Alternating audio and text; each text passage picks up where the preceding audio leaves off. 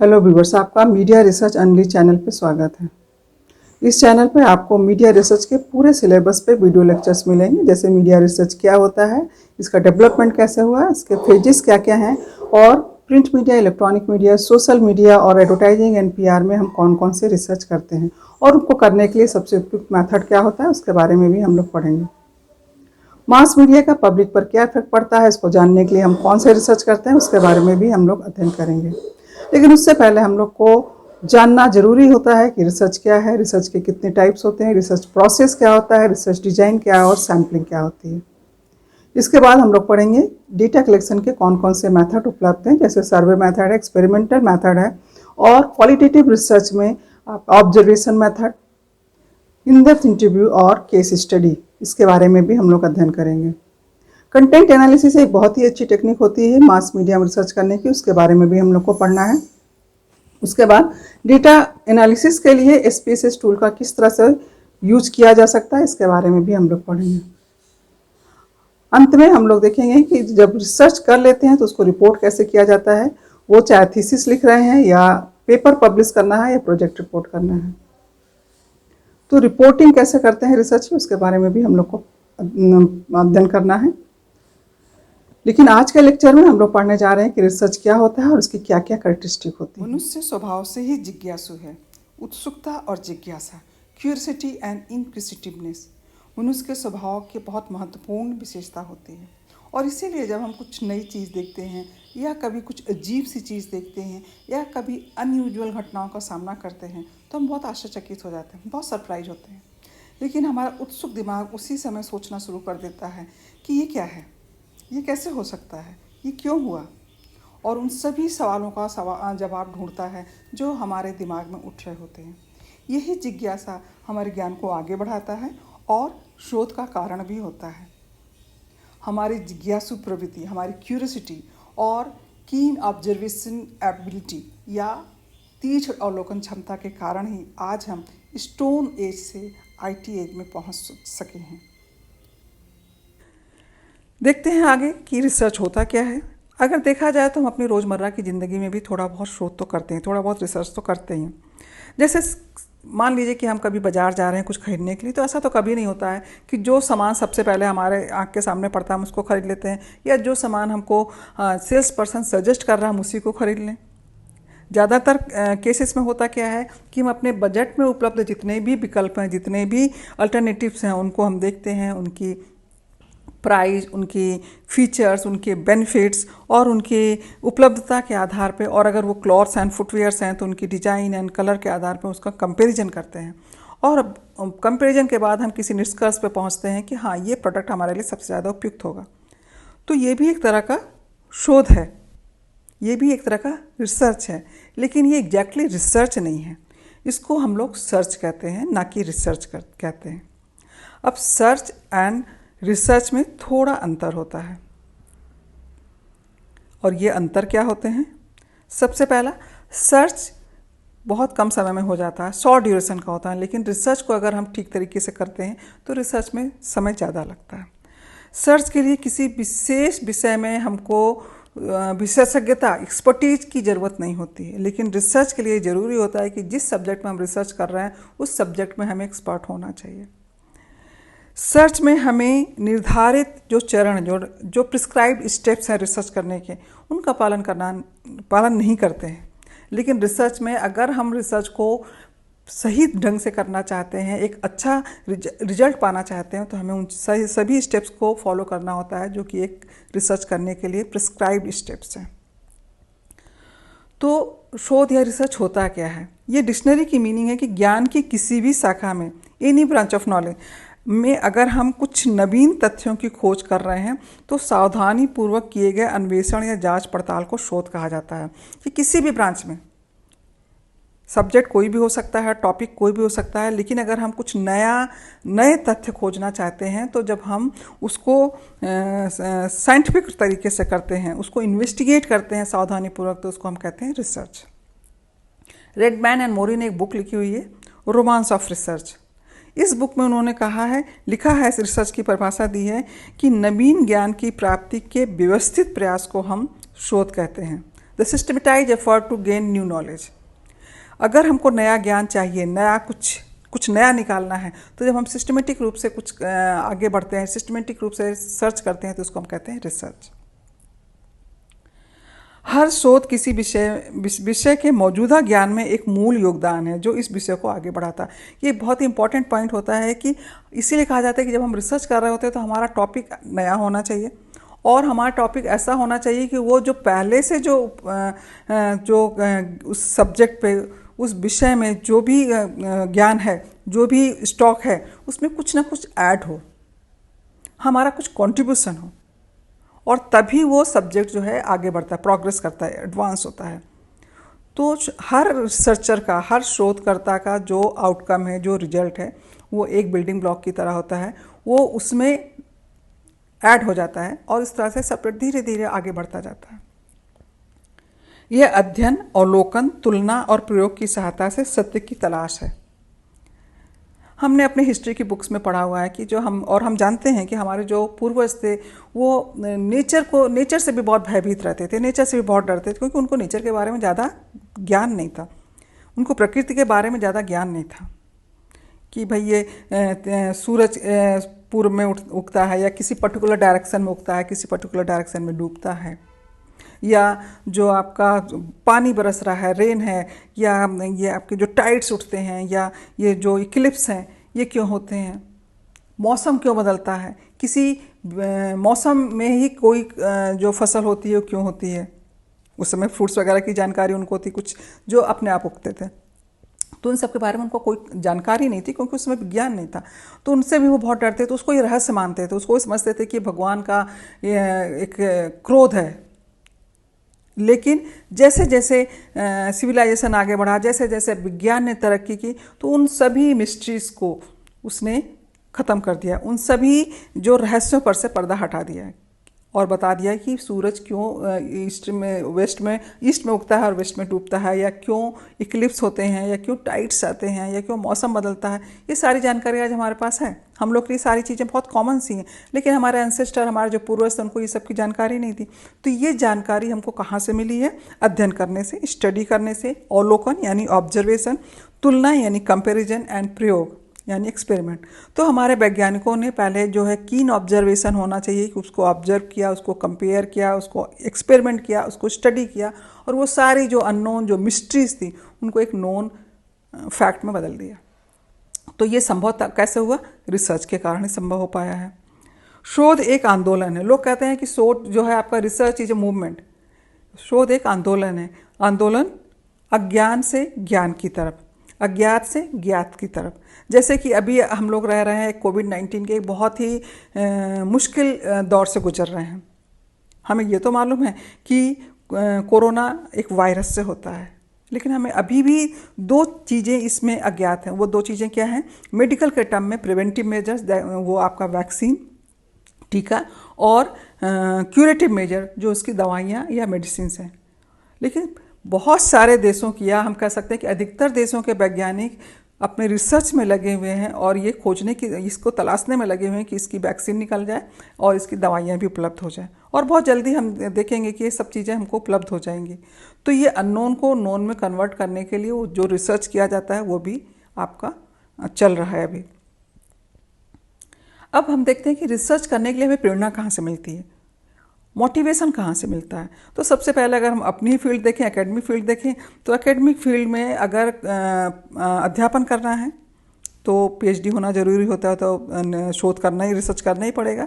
और इस फील्ड में आने के बाद अगर प्रमोशन होना है तो आपके number of research paper publish होना ज़रूरी होता है, तो इसलिए भी शोध करते रहना पड़ता है। जो विद्यार्थी हैं, जो स्टूडेंट्स हैं, उनको रिसर्च करने की आवश्यकता तब पड़ती है जब उनके सिलेबस का एक पार्ट होता है रिसर्च, जिसको कि वो प्रोजेक्ट के रूप में जमा करते हैं और अपने कोर्स को कंप्लीट करते हैं। व्यापारिक संगठन या और सारे ऑर्गेनाइजेशन और सारे मैनेजमेंट जो हैं, रिसर्च के आधार पर ही अपने निर्णय लेते हैं। पहले ऐसा होता था कि वो अपने इंट्यूजन के आधार पर निर्णय ले लेते थे और उनके निर्णय ज़्यादातर सही निकलते थे, और अगर कभी गलत भी होगा तो इतना ज़्यादा नुकसान नहीं होता था जितना आज हो सकता है। तो उनको रिसर्च करने की ज़रूरत नहीं पड़ती थी। लेकिन आज के ज़माने में जब बहुत ज़्यादा टफ कंपटीशन है और बहुत मतलब ह्यूज अमाउंट ऑफ मनी आपकी दांव पे लगी होती है, तो कोई भी मैनेजमेंट, कोई भी इंसान निर्णय लेने से पहले सोचता है कि भाई हम इसमें एक रिसर्च करवा लें और उसके आधार पर निर्णय लिया जाए। तो ये भी आपके लिए एक प्रेरणा है, एक रिसर्च करने की एक प्रेरणा होती है। कुछ लोग रहस्यों को एक चुनौती की तरह स्वीकार करते हैं और उनके कारणों का पता करने के लिए भी शोध करते हैं। बहुत सारी कुछ चीज़ें हैं जो हमारे सामने आती हैं जिसके बारे में हमको ज़्यादा पता नहीं होता, और उस रहस्यों को पढ़ना, उसको शोध करना और उस पर से पर्दा हटाने के लिए बहुत सारे शोध होते रहते हैं। कुछ लोगों को रचनात्मक शोध करने में बड़ा ही एक इंटेलेक्चुअल एंजॉयमेंट मिलता है, एक बौद्धिक आनंद मिलता है, इसलिए वो रिसर्च करते हैं। जब हम लोग टाइप ऑफ रिसर्च पढ़ेंगे तो उसमें जो आपका बेसिक रिसर्च होता है वो इस तरह की कैटेगरी में आता है। व्यापारिक संगठन अपने ग्राहकों, दर्शकों की ज़रूरतों और इच्छाओं को समझने के लिए शोध करते हैं। हम जितने भी प्रोडक्ट या जितनी भी सर्विसेज को यूज कर रहे हैं वो किसी ना किसी रिसर्च का परिणाम होते हैं, क्योंकि कोई भी संगठन है, कोई भी ऑर्गेनाइजेशन प्रोडक्ट या सर्विसेज को यूं ही नहीं लॉन्च कर देता है। पहले उसको समझने के लिए कि हमारे जो कस्टमर्स हैं उनको उनकी ज़रूरतें क्या हैं, उनकी इच्छाएं क्या हैं, वो क्या चाहते हैं, इसको समझने के लिए वो मार्केट में एक बार रिसर्च ज़रूर करवाते हैं। अब मान लीजिए कि कोई एक पब्लिकेशन हाउस है और वो बच्चों के लिए, किड्स के लिए एक मैगजीन शुरू करना चाहता है। तो मैगजीन शुरू करने से पहले वो सबसे पहले बच्चों के बीच जाकर के रिसर्च करेगा कि बच्चे मैगजीन पढ़ना चाहते हैं कि नहीं, और अगर पढ़ना चाहते हैं तो वो ऑनलाइन प्लेटफॉर्म में पढ़ना चाहते हैं या प्रिंट में पढ़ना चाहते हैं, और उसमें वो किस तरह के कंटेंट पढ़ना चाहते हैं। तो ये सारा जो निर्णय लेगा कि भाई हम पब्लिकेशन हाउस की हमें मैगजीन शुरू करनी है कि नहीं, और उसमें क्या देना है, कंटेंट क्या होना चाहिए, उसकी जानकारी हासिल करने के लिए उसको रिसर्च करना जरूरी हो जाता है। तो ये भी एक मोटिवेशन होता है आपकी रिसर्च करने के लिए। अब हम देखते हैं कि रिसर्च की कैरेक्टरिस्टिक्स क्या होती हैं। सबसे पहले कैरेक्टरिस्टिक होती है व्यवस्थित, सिस्टमेटिक। व्यवस्थित या सिस्टमेटिक का अर्थ है कि शोधकर्ता को अच्छे परिणाम के लिए शोध के लिए बनाए गए कुछ तार्किक और अनुक्रमिक चरणों का पालन करना आवश्यक होता है। मतलब कि लॉजिकल एंड सिक्वेंशियल स्टेप्स जो प्रिस्क्राइब्ड है रिसर्च करने के लिए, उसको ज़रूर फॉलो करना होता है, तभी एक अच्छा रिसर्च हो सकता है। किसी भी स्टेप या चरण को छोड़ना अच्छा परिणाम नहीं ला सकता। कई बार ऐसा होता है, जैसे अब पहले हम चरणों को देख लेते हैं, पहले हम स्टेप्स को देख लेते हैं। सबसे पहले हम एक टॉपिक को सिलेक्शन करते हैं, प्रॉब्लम का सिलेक्शन करते हैं, उसके बाद हम एक लिटरेचर रिव्यू करते हैं, उसके बाद हम फॉर्मुलेटिंग हाइपोथेसिस, वो हम लोग बाद में पढ़ने वाले, सारा अलग अलग आपका चैप्टर है। इसके बाद हम डिटर्मिनिंग रिसर्च डिज़ाइन है, रिसर्च डिज़ाइन का निर्णय लेते हैं, डेटा कलेक्शन करते हैं, डेटा एनालिसिस एंड इंटरप्रिटेशन करते हैं, और उसके बाद हम रिप्रेजेंटेशन ऑफ रिजल्ट, और लास्ट में हम रेप्लिकेशन ऑफ रिसर्च। तो ये स्टेप्स हैं जिसको हमको फॉलो करके ही रिसर्च करना पड़ता है। इसमें से कोई भी एक स्टेप्स अगर हम स्किप कर देते हैं, छोड़ देते हैं, तो हमारा जो रिसर्च का जो रिजल्ट है उसका आना बहुत थोड़ा सा डाउटफुल हो जाता है। मतलब एक अच्छा रिजल्ट आना थोड़ा डाउटफुल होता है। जैसे कि आप समझ लीजिए कि लिटरेचर रिव्यू है। लिटरेचर रिव्यू का मतलब होता है कि हम जिस भी विषय पर रिसर्च करने जा रहे हैं, उस विषय से संबंधित जितने भी रिसर्च पेपर हैं उनका हमको अध्ययन करना होता है, जो उससे सबसे ज़्यादा रिलेवेंट होते हैं। लेकिन लोगों को लगता है कि क्या है, इसको छोड़ देते हैं, आगे बढ़ते हैं। लेकिन ये बहुत ही एक इम्पॉर्टेंट स्टेप्स होता है, क्योंकि आपको बहुत सारी जानकारी दे सकता है कि भाई हम इसने रिसर्च कैसे किया और हमको कैसे आगे बढ़ना है। इसलिए हर स्टेप्स का अपना एक अलग महत्व है और हर स्टेप को फॉलो करना जरूरी होता है। और इसीलिए कहा जाता है कि रिसर्च एक सिस्टमेटिक होता है। Systematic in means that everything, हर चीज़ आपका सिस्टमेटिक होना चाहिए। हमको ये स्टेप्स फॉलो करने हैं। हमारा सैम्पलिंग, आपका कितना बड़ा हमारा सैम्पल होगा, सैम्पलिंग हम किस तरह से कर सकते हैं, डेटा कलेक्शन के लिए हम कौन सा मेथड यूज कर रहे हैं, डेटा एनालिसिस के लिए हम कौन सा मेथड यूज, सब कुछ एक सिस्टमेटिक रूप में आगे बढ़ना चाहिए। एक हमारे पास ब्लूप्रिंट पहले से तैयार होनी चाहिए कि हमें इसके बाद ये करना है, ऐसे करना है। और ये हम कहते हैं कि रिसर्च बड़ा सिस्टमेटिक तरीके से किया जाता है। दूसरा होता है निष्पक्षता, ऑब्जेक्टिविटी। ये एक बहुत ही ज़रूरी होता है जब हम रिसर्च करने जाते हैं। निष्पक्षता का अर्थ होता है निष्पक्ष होना। एक शोधकर्ता को अपने विचारों को अलग रखना चाहिए और वैज्ञानिक तरीके से निष्पक्ष तरीके से अनुसंधान करना चाहिए। निष्पक्षता सभी अच्छे अनुसंधान के मुख्य लक्षण हैं। कई बार ऐसा होता है कि हमको लगता है कि ये जो हमारा टॉपिक है उसका रिजल्ट ये आएगा, और हमारे जो क्वेश्चंस हैं या हमारा जो डेटा कलेक्शन के लिए जो अभी हम इंस्ट्रूमेंट यूज कर रहे हैं, तो वो हम इस तरह से उसको डिजाइन करते हैं कि हमारा रिजल्ट भी वही आ जाता है। तो ये एक बायसनेस क्रीप कर जाती है आपके रिसर्च में। तो हम जो भी सोच रहे हैं, हमारी जो थिंकिंग है, हमारी जो प्री ऑक्यूपाइड नोशंस हैं, उसको हमको एक तरफ रख देना, हमको किनारे कर देना है। हमारी अपने विचार, हमारी सोच कभी भी रिसर्च में नहीं जानी चाहिए। रिसर्च तो एकदम निष्पक्ष तरीके से हमको करना है और जो भी रिजल्ट आ रहा है हमको वही रिपोर्ट करना है। शोधकर्ता क्या सोचते हैं इसमें इससे कोई फर्क नहीं पड़ता, परिणाम बहुत ही निष्पक्ष तरीके से निकाला जाना चाहिए और यही एक अच्छे रिसर्च का लक्षण है। थर्ड होता है कठोर या रिगरस।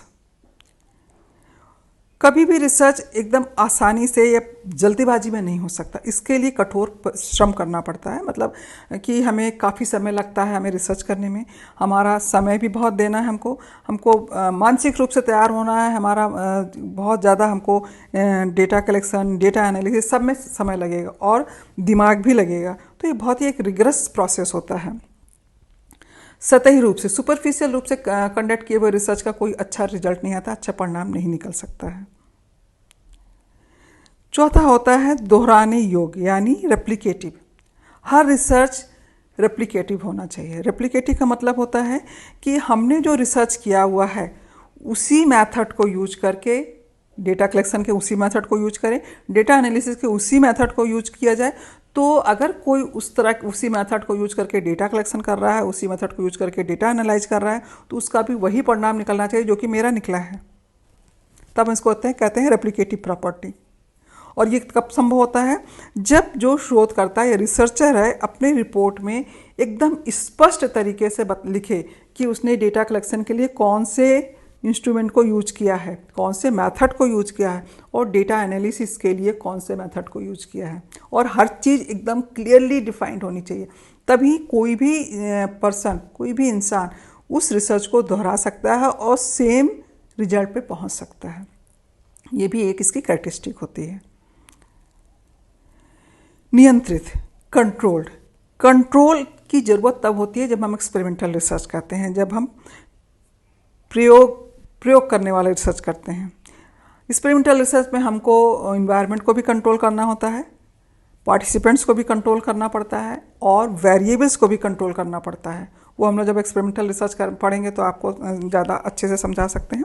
एक्सपेरिमेंटल रिसर्च हम कब करते हैं? जब हमको कॉज एंड इफेक्ट देखना होता है, कारण और प्रभाव का अध्ययन करते हैं, तो हम इसको कहते हैं एक्सपेरिमेंटल रिसर्च। और यहाँ पे बहुत सारे, जैसे हमको वेरिएबल्स हैं तो इसमें आपका डिपेंडेंट इंडिपेंडेंट वेरिएबल है, तो इनमें इंडिपेंडेंट वेरिएबल को हम चेंज करते जाते हैं और डिपेंडेंट वेरिएबल अपने आप चेंज होता जाता है। लेकिन इनको पढ़ने के लिए हमको बाकी सारे जो भी वह कारक हैं, जो भी फैक्टर्स हैं, उन सबको हमको कंट्रोल करके रखना पड़ता है।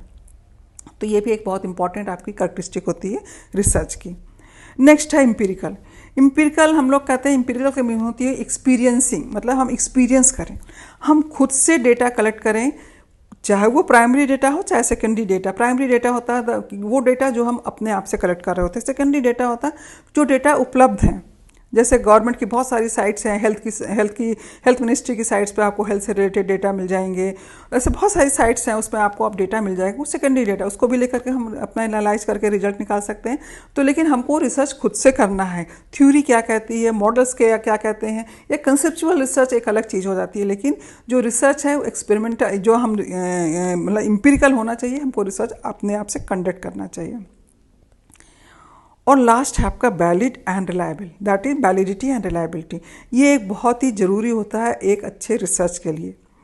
वैलिडिटी मतलब होता है वैधता और रिलायबिलिटी का मतलब होता है विश्वसनीयता।